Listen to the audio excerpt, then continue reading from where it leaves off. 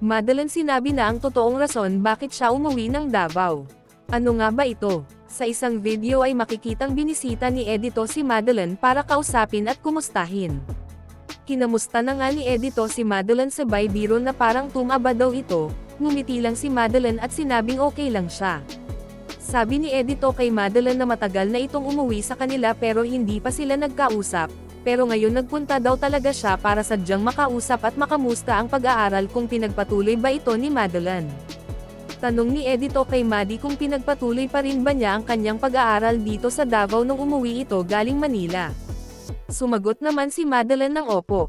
Sinabi ni Edito na mabuti naman at kahit saan man tayo dalhin ng Panginoon kailangan talaga nilang mag-aral lalong-lalo na si Madeline dahil bata pa ito. Nabanggit naman ni Edito kay Madeline na ngayon daw ay may pumalit na sa kanya sa bahay nila Ma'am Ruth, ang nakatira na daw doon ay si Neri. Lilinawin ko lang po, mali ang sinabi ni Edito dito at baka kung ano ang isipin ng iba.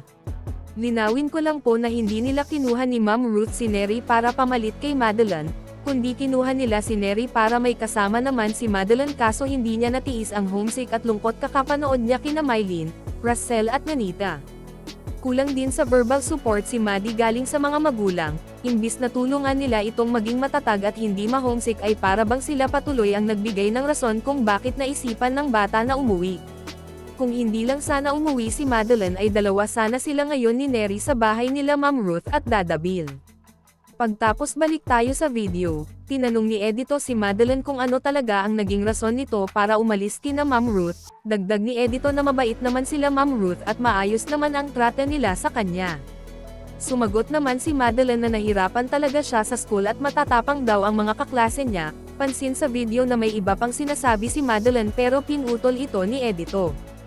Pagpatuloy ni Madeline na namimiss na rin talaga niya ang kanyang pamilya at gusto na niya itong makasama.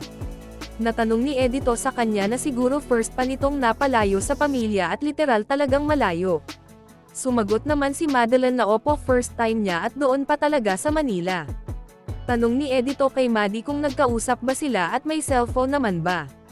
Sumagot naman si Maddie na opo, meron. Ayon kay Edito na siguro di na matiis ni Maddie ang pagkamis niya sa kanyang pamilya at gusto na nitong umuwi para mapuntahan at may akap ang pamilya niya.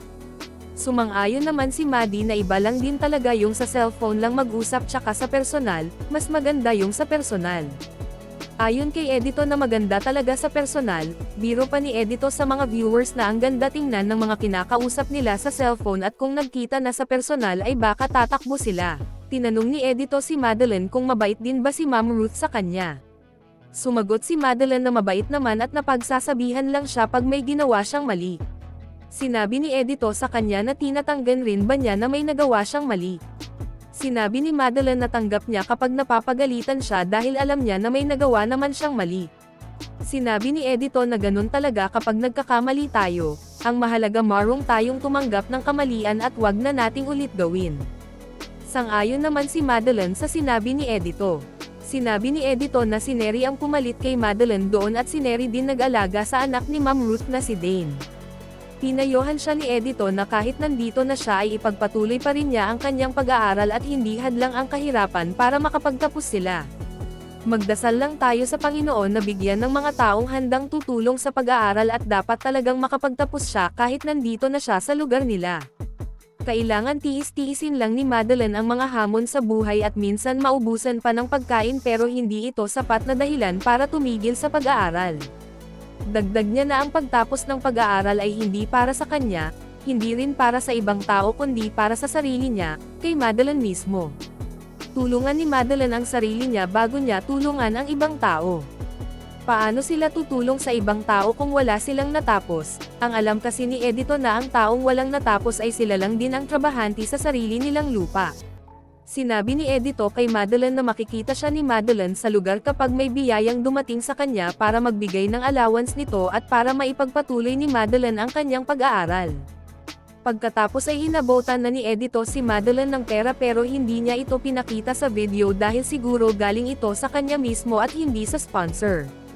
Ayon kay Edito na tulong niya ito kay Madeline para may magamit ito sa pag-aaral at para may madukot ito sa bulsa kung may gusto itong bilhin. At para sa more summary video ng Pugong Biyahero, huwag kalimotang mag-like and subscribe.